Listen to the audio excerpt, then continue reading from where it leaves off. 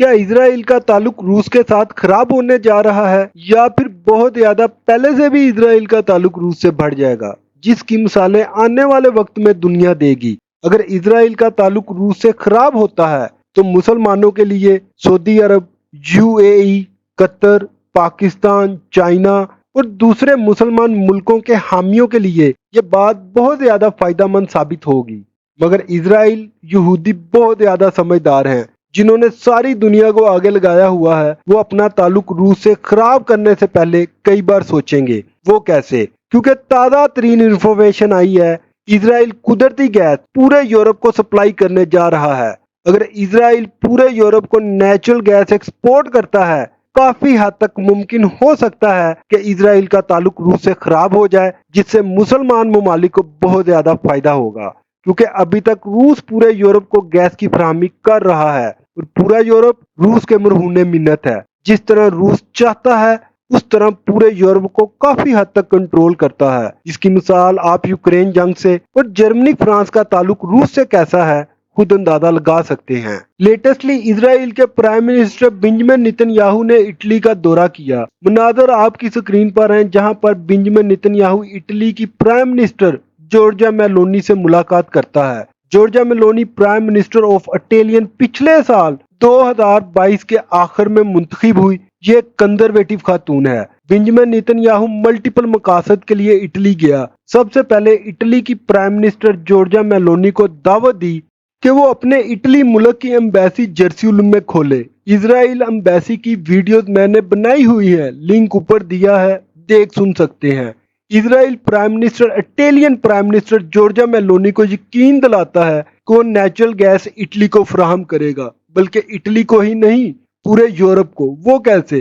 جیسا کہ لیکویفائڈ natural gas facility Cyprus کے ذریعے اور سمندر اندر جیسا روس نے پائپ لائن بچھائی ہوئی ہے، اسی طرح اسرائیل پورے یورپ ملکوں کو گیس کی فراہمی کرے گا۔ اسرائیل کے مطابق یورپ کو شدید نیچرل گیس کی ضرورت ہے اور وہ نیچرل گیس کی کمی یورپ کی اب اسرائیل کے ذریعے پوری ہوگی۔ یہ آپ کلپ سنیے گا۔ Yeah, so I think the fact that Israel became a natural gas actor and exporter has completely changed Israel's status regionally and internationally. Historically, it used to be that energy was the weak point of Israel's foreign. یہ بات بڑی اہم ہے کہ اسرائیل نے یہ قدم کیوں اٹھایا۔ اسرائیل کہتے ہیں عرب ممالک کی تیل کے اوپر مونوپلی قائم ہے، جس کو جس طرح جس وقت چاہتے ہیں کنٹرول کرتے ہیں، دل کرتا ہے تیل دیتے ہیں، نہیں کرتا نہیں دیتے۔ انہوں نے مثال 1973 یوم کپورہ جنگ کی دی، جب عرب ممالک نے اسرائیل کا تیل بند کر دیا تھا۔ مجھے ذاتی طور پر اس طرح محسوس ہوتا ہے جیسے اسرائیل نے مسلمان ممالک پر قبضہ کیا اور ان کے سارے قدرتی وسائل کے اوپر بھی قبضہ کر لیا۔ اب ان قدرتی وسائل کو استعمال کرنے کا وقت آ چکا ہے اور اسرائیل ان کو استعمال کرنا شروع کر چکا ہے، کیونکہ اسرائیل کہتا ہے کہ تیل کا استعمال نقصان دہ ہے اور اس کی قیمتوں میں کافی حد تک کمی آ چکی ہے اور امریکہ تیل کا سب سے بڑا تیل پروڈیوسر بن چکا ہے۔ اب دور بدل چکا ہے، جیسے یورپ ممالک عرب ممالک کے پاس تیل لینے کے لیے آتے تھے اور روس کے پاس نیچرل گیس لینے کے لیے آتے ہیں، تو بالکل اسی طرح یورپ ممالک اور دوسرے ممالک نیچرل گیس لینے کے لیے اسرائیل کے پاس آئیں گے۔ یہ کلپ دیکھیں جس میں وہ کہتے ہیں پریزیڈنٹ یورپی یونین کمیشن ارسلا کچھ دن پہلے اسرائیل آئی ہوئی تھی، جس میں ان کی اسرائیلی فورن منسٹری سے ملاقات ہوئی اور ایک ایگریمنٹ جس کا نام نیم آف دی یورپی یونین امپورٹ گیس اسرائیل کے ساتھ ہوا، جس میں یہ فیصلہ ہوا کہ اسرائیل یورپ کو گیس کی فراہمی کرے گا۔ 2019 میں نیچرل گیس سائپرس، اسرائیل، ایجپٹ، گریس اور سائپرس یورپی ممالک کی گیس کی فراہمی ہے، کیونکہ اب اسرائیل گیس کا ہب اور پاور بن چکا ہے۔ اگر اسرائیل گیس کو ذمہ داری سمجھ کر استعمال کرے تو یہ اسرائیل کے لیے اسرائیل کا اثاثہ ثابت ہوگا، جس سے اسرائیل دن دگنی اور رات چگنی ترقی کرے گا۔ اسرائیل اور روس کا تعلق اگر ہم نظر دوڑائیں،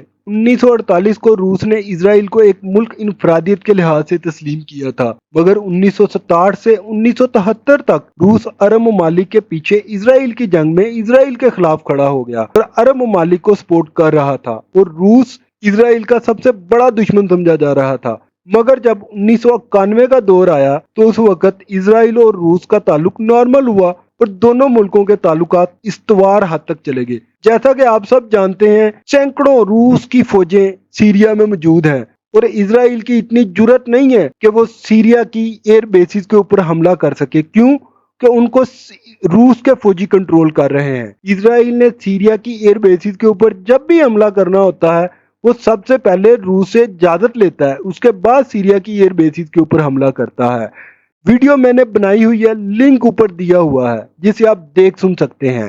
ہم آپ کے لیے اسی طرح کے انفارمیٹیو ویڈیو بناتے ہیں، تو لہذا ساتھ جڑے رہنے کے لیے گلشن انٹرنیشنل نیوز اردو چینل کو سبسکرائب کرنا نہ بھولیے گا اور کمنٹس میں اپنے خیال کا اظہار ضرور کریں گا۔